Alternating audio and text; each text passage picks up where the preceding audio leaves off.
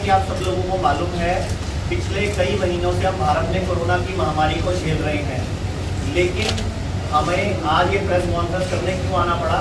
क्योंकि directly indirectly Bharat आज भी अंग्रेजों का गुलाम है। क्योंकि इतने सारे लेटर्स लिखने के बावजूद, हम लोगों ने आयुष डिपार्टमेंट को बोलने के बावजूद कि आयुर्वेद पे काम करो, आयुर्वेद पे काम करो, थोड़े दिन बाद कोई ना कोई रिसर्च आती है, कोई ना कोई एक घोषणा आती है कि आयुर्वेद पे काम शुरू होगा, लेकिन आज भी अगर हॉस्पिटल में जो पेशेंट भर्ती हो रहे हैं उन पे एक्सपेरिमेंट्स की ड्रग्स दी जा रही है।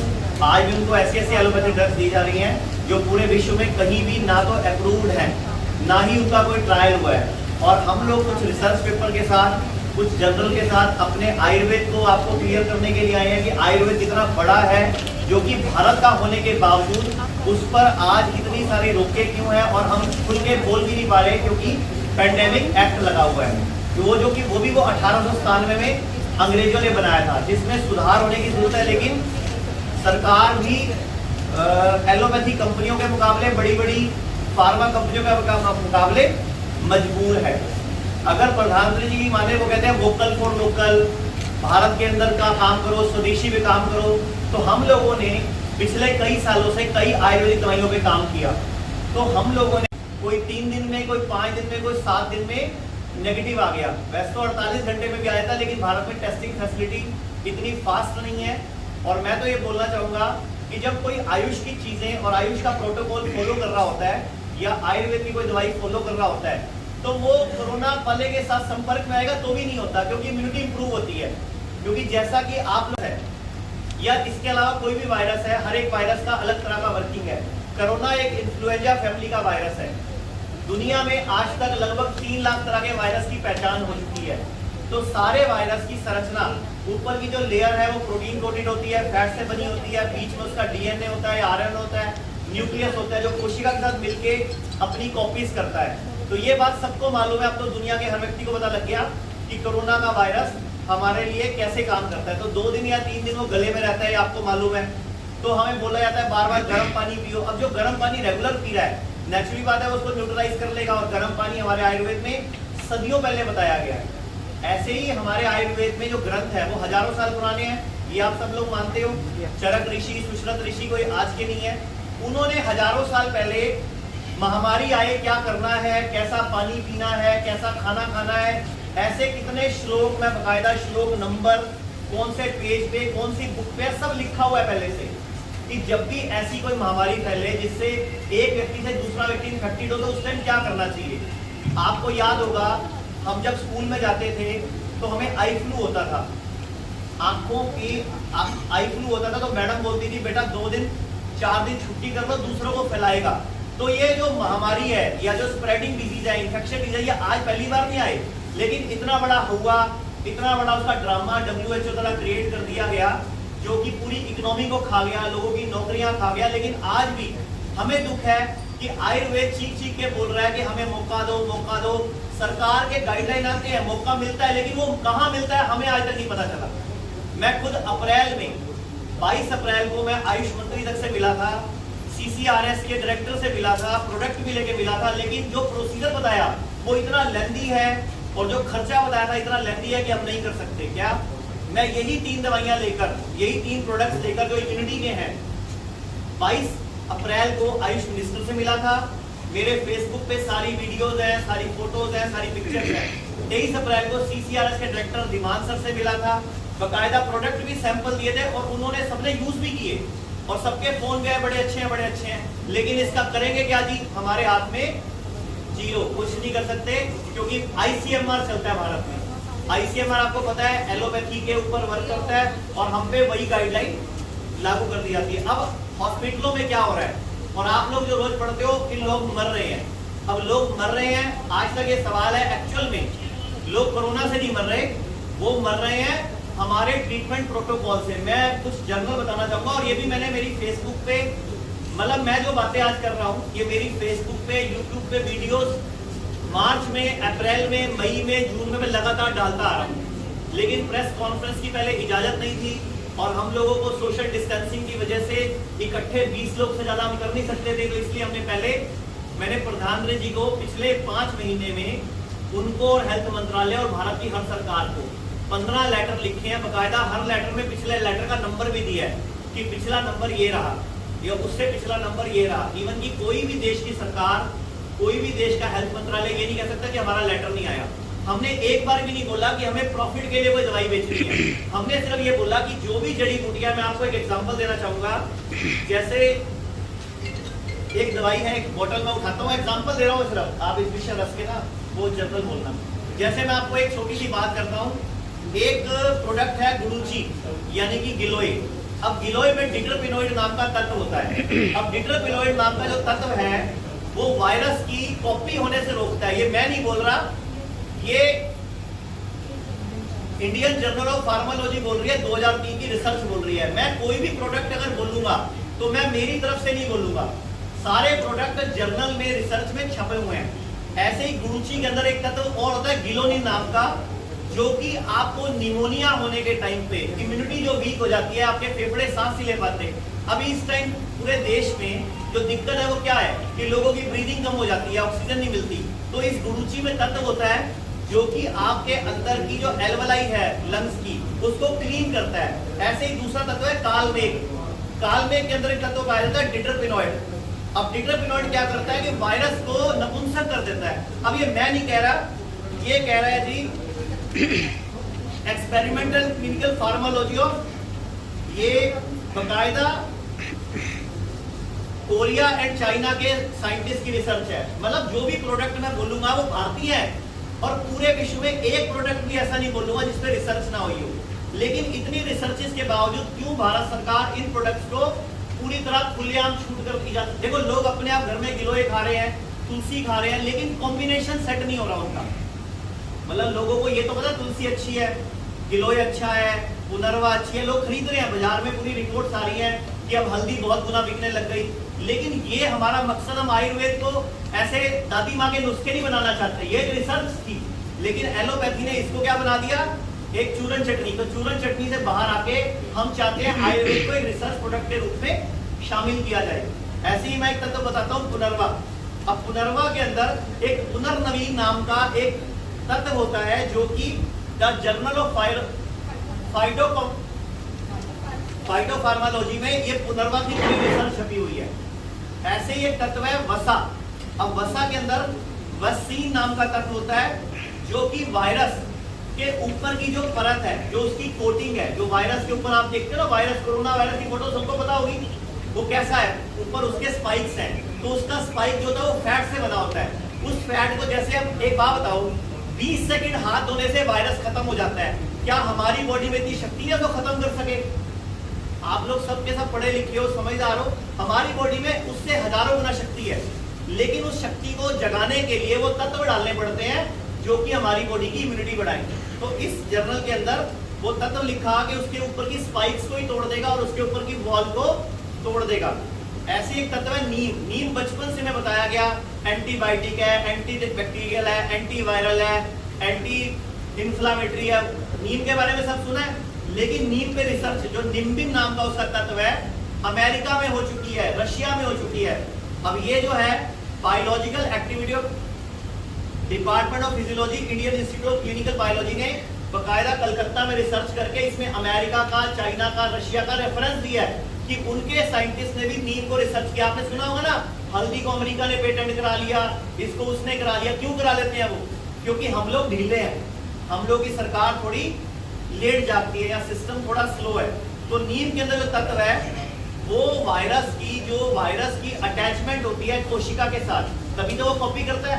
वायरस हमारी बॉडी में नपुंसक मात्रा में आता है, वायरस जिंदा चीज नहीं है।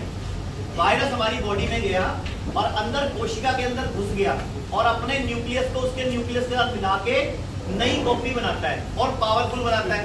तो जब नीम आपकी बॉडी में गई होगी तो वो उसकी कॉपी बनाने की क्षमता को जीरो कर देगी। अब ये मैं नहीं बोल रहा, रिसर्च पेपर बोल रहे हैं। तो मैंने ऐसे ही एक प्रोडक्ट में, इसमें 10 तत्व हैं, हम लोगों ने इस प्रोडक्ट को कम से कम 1500 लोगों पे दिया। हमने पैसा नहीं लिया, देखो हम लोगों ने कोई प्रोडक्ट को सेल नहीं किया। हमने एक फेसबुक पे कैंपेन चलाया था कि अगर आपको कोरोना है तो आप हमें कांटेक्ट करो, हम आपको फ्री में इम्यूनिटी की दवाइयां देंगे। तो हमें लगभग 3000 लोगों ने कांटेक्ट करा, जिसमें से 1400 कुछ लोगों की रिपोर्ट पॉजिटिव थी, किसी की 3 दिन बाद, किसी की 7 दिन बाद, किसी की 9 दिन बाद नेगेटिव आ गई। अगर आप चाहो तो 200 लोग ऐसे हैं जो बात भी करने को तैयार है, उसका पूरी detail with phone number with address, कोई आसाम का है, कोई जम्मू कश्मीर का है, कोई करनाल का है, कोई गांधीनगर का है, वो हम आपको पेपर प्रोवाइड कर सकते हैं। अगर आप बोलोगे हमें 200 लोगों का वो पेपर दो, हमें फोन करके देख रहा है तो कर सकते हो। अच्छा, कम से कम 700 लोग ऐसे हैं जो ठीक हो गए लेकिन उन्होंने दोबारा रिपोर्ट नहीं कराई क्योंकि उनकी रिपोर्ट की नहीं गई। कहते जी आप ठीक हो, आप क्यों करा रहे हो? वो कहते हमें नेगेटिव देखना है। कहते कोई बात नहीं, जाओ, 14 दिन पूरे हो गए, क्वारंटाइन खत्म हो गया। एक बात बताओ, जब आपको ये मालूम है कि वायरस बॉडी में आया, 14 दिन बाद आप ठीक कैसे हो जाते हो? कि बॉडी ने एंटीबॉडी बना ली, अब आपका वायरस लोगों को नहीं लगेगा। 14 दिन का टाइम इसीलिए देते हैं। ये 14 दिन का टाइम कौन डिसाइड करता है? WHO ने 14 दिन का टाइम कैसे डिसाइड किया? उन देशों के आधार पे जिन देशों से उनको शुरू में रिपोर्ट्स मिली। लेकिन भारत के अंदर अगर आप इस परिप्रेक्ष्य में, जो व्यक्ति मसाले इस्तेमाल करता है, घर में जड़ी बूटियां इस्तेमाल करता है, उसको 2 दिन में, 3 दिन में, 7 दिन में आप देखो नेगेटिव आ जाता है, तो हमारे में 14 दिन का क्वारंटाइन नियम लागू क्यों? तो भारत के परिप्रेक्ष्य में चीजें अलग होनी चाहिए। भारत के परिप्रेक्ष्य में आयुर्वेद को प्राथमिकता मिलनी चाहिए और भारत के परिप्रेक्ष्य में आयुर्वेद को एक साइंटिफिक प्रमाणिक स्वरूप में देखना चाहिए। इसके अलावा एक मैं दूसरा प्रोडक्ट दिखाता हूं आपको, आयुरेपी। हमें शुरू में बोला गया कि HCQ दे दो, हाइड्रोक्लोरोक्विन हॉस्पिटलों में बोल दिया, कई लोगों ने खानी शुरू कर दी। मैं आपको एक रिपोर्ट बताता हूं, ये रिसर्च मैंने नहीं करी, CDC की रिसर्च बता रहा हूं मैं आपको, जो अमेरिका की सबसे बड़ी संस्था है, और WHO ने भी बाद में हाइड्रोक्लोरोक्विन के साइड इफेक्ट बताए। इसमें क्या लिखा हुआ है ये तो मैं बता रहा हूँ, किसी पेपर में रिसर्च पेपर छपा है, लेकिन रिसर्च पेपर मेरे हाथ में है कि हाइड्रोक्लोरोक्विन दवा लेने वाले हर 6 व्यक्ति में से 1 की मौत। अब आप बताओ हॉस्पिटलों में मौत फिर क्यों हो रही है? क्योंकि हमें इस तरह की मेडिसिन दी जा रही है। ये भारत सरकार का अप्रूव आयु 64 एक फॉर्मूला है। भारत सरकार ने 30 साल रिसर्च करी, करोड़ों रुपए खर्चे, लेकिन आज तक CCRS का प्रोडक्ट है, आज तक कहीं पे अलाउड ही नहीं है देना। आयु 64 के नाम से आपको कभी सुना है इधर कि मलेरिया में आयुर्वेद की दवाई आती है? जबकि भारत सरकार का CCRS 30 साल लगा के रिसर्च करते हुए वो प्रोडक्ट है। ये हम लोग देते हैं जिसको भी कोरोना पॉजिटिव आता है, क्योंकि आजकल डेंगू भी फैल गया, चिकनगुनिया भी फैल गया, तो ये तीनों में काम करते हैं। इसका प्रोडक्ट आपने किसी पे टेस्ट किया? सर हम टेस्ट नहीं कर सकते, हम तो इम्यूनिटी के नाम पे दे सकते हैं ना, क्योंकि टेस्ट बोलते ही तो फिर पेंडेमिक एक्ट और पता नहीं क्या क्या लागू हो जाएगा। मैं दो ही दावा नहीं कर रहा जी, मैं कह रहा हूँ इम्यूनिटी के नाम पे आयुर्वेद अच्छा है। इम्यूनिटी के नाम पे देखो हमारे पास शब्द क्या है, हमें शब्दों की तो सारी कहानी है। तो शब्द है इम्यूनिटी। WHO क्या बोल रहा है, भारत सरकार ने क्या बोला, इम्यूनिटी बढ़ाओ, कोरोना से को दूर भगाओ।